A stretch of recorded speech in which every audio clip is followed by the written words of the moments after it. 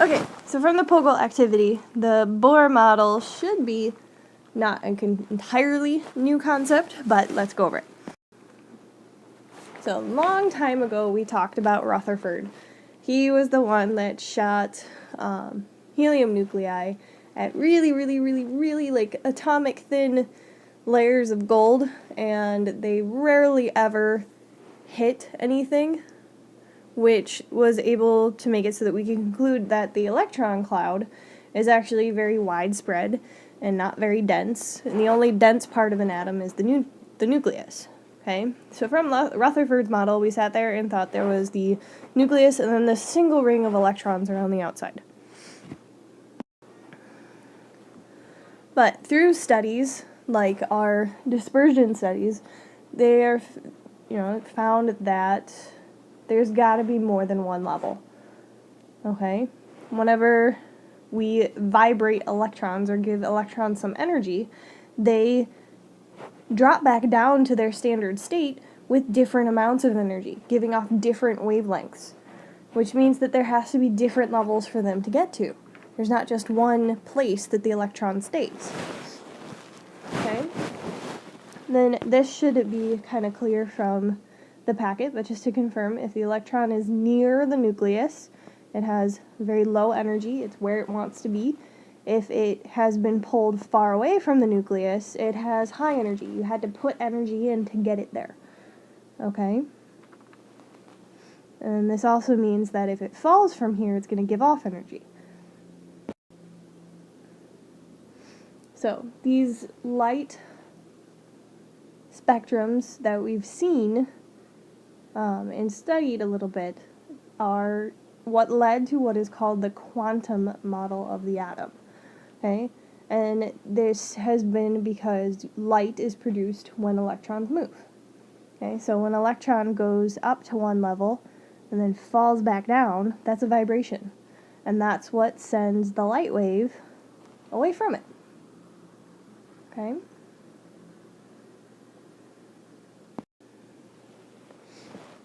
So, another thing, and this will be more evident as we continue working with it, but the quantum model of the atom specifically notes that there are certain levels with certain amounts of energy that can be used to get the electron there and then given off when the electron falls. Okay, so it's more like the rungs of a ladder. Rather than if here's your nucleus, the electrons can be randomly anywhere around it. Instead, here's the nucleus, and there's some that can be very close in this ring, and then there's another ring towards the outside, and so forth. Okay, there are specific levels that correlate to an amount of energy given off by the electron. So, Bohr was a scientist that spent quite a bit of time studying this, looking at electron emissions like we have with lots of time and equipment, and came up with the patterns that we found. Okay, so he proposed that there are sets of rings, like planets around the sun, like orbits, around the nucleus of the atom that the electrons can occupy. He also was able to determine that each ring has a certain maximum number of electrons. Okay, so as you go through certain levels, you're able to get more and more spectra emissions from some levels and not others, and that's because there's only a certain number of electrons that can.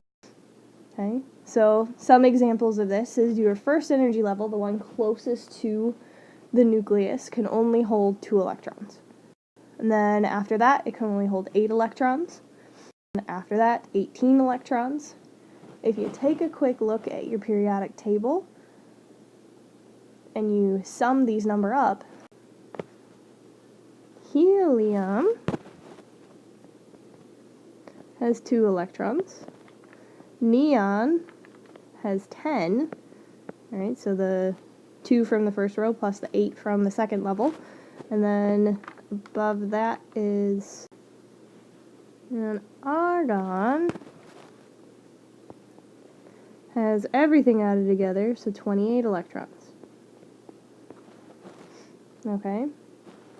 One rule that Bohr came up with is that the lower electron levels will be always filled first, for the ground state or natural state of the atom.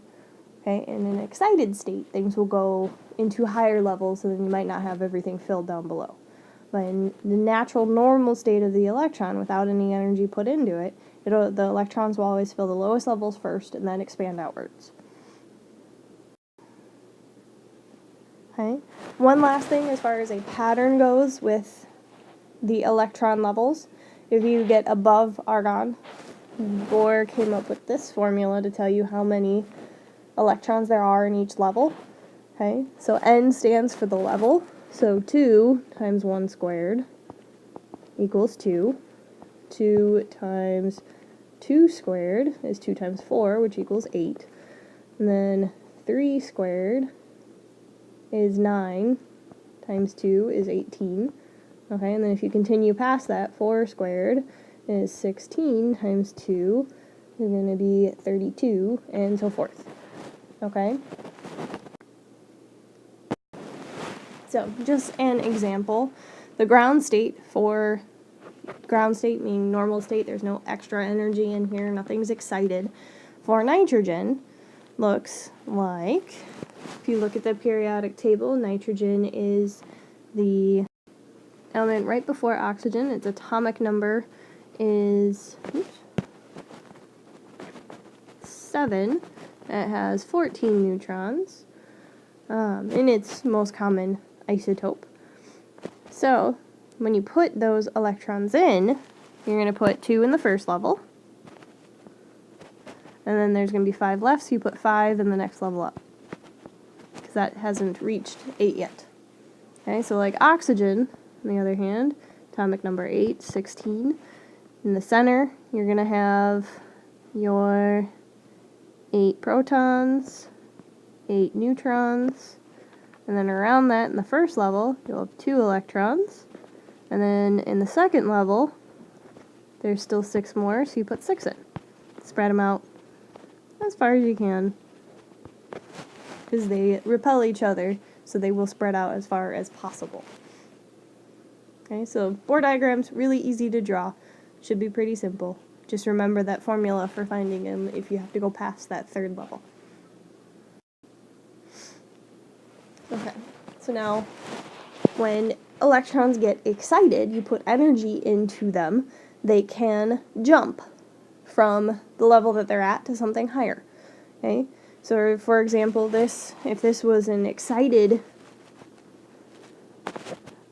nitrogen with its 7 protons and 8, not 8, but it's 7 neutrons. One of those electrons from the ground level might jump to the next level, okay? Which means we'll have 1 in that lowest section. Another one jumps, okay, and then we're going to have the other 5 still left in the upper level. Alright, total we still have 1, 2, 3, 4, 5, 6, 7 electrons. But one of them jumped up to a higher level. Okay, we call that an excited atom. Okay, or the electron has been excited to the next level. It can jump higher than that. It can jump to levels above it that don't have any electrons. This is just a simplification. Okay? So, just some terms to recognize. In order for an electron to make the jump, it must have a specific amount of energy. We call that a quanta.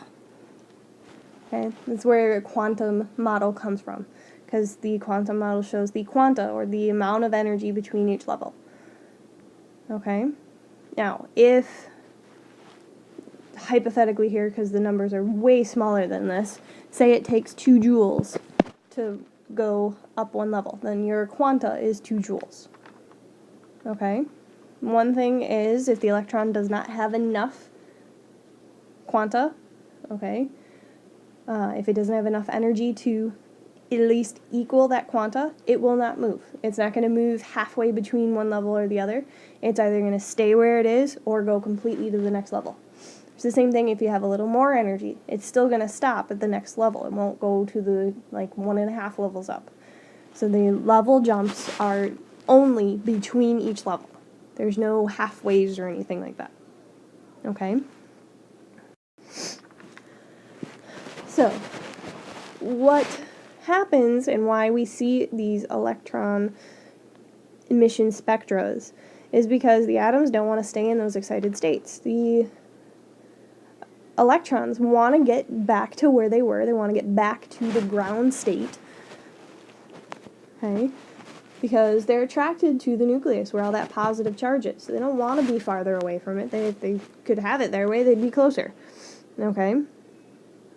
So, when that happens, when the electron falls, it's going to give off energy. And in this case, it gives it off as light. It's not heat like the last unit we were on, but it's as light. Okay? Light is another source of energy. So, when you're looking at the colors, okay, that tells you about how big of a jump that was going on. Okay? Big jumps give off the most energy, so it's going to be blue and violet light. Small jumps give off the least amount of energy, so that's going to be mostly your reds. Okay? So, and then just to reiterate something from the packet, every element has its own set of spectral lines. So if you know the set for one of them, you can actually use that to identify it in another compound, in as an unknown, something like that. Okay, so each element has its own spectra.